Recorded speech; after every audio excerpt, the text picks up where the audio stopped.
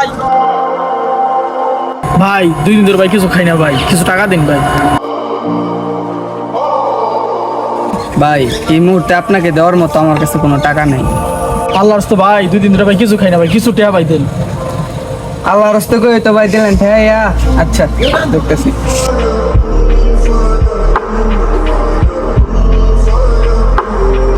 ভাই আমার কাছে 20টা টাকাই ছিল, এটা আপনার দিলাম। তবে ভাই আমার যেমন করে বললেন না আল্লাহর রাস্তায়, এরকম করে আর কাউরে বলেন না। আমার কাছে আছে বলে আমি দিতে পারছি আপনাকে, আরেকজনের কাছে নাও থাকতে পারে।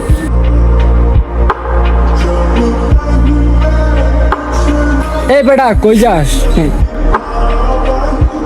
তোর কাছে তো 20 টাকাই ছিল দেখলাম, তুই তাও ওই লোকটারে দিয়া দিলি। তুই জানোস ওই লোকটা ভালোই নাকি মন্দই, ফকিরি নাকি বাটপারি ওইটা তোর কাছ থেকে 20 টাকা নিল। এখন তুই বাড়িতে কিভাবে যাবি? তোর কাছে থেকে আর টাকাও নাই।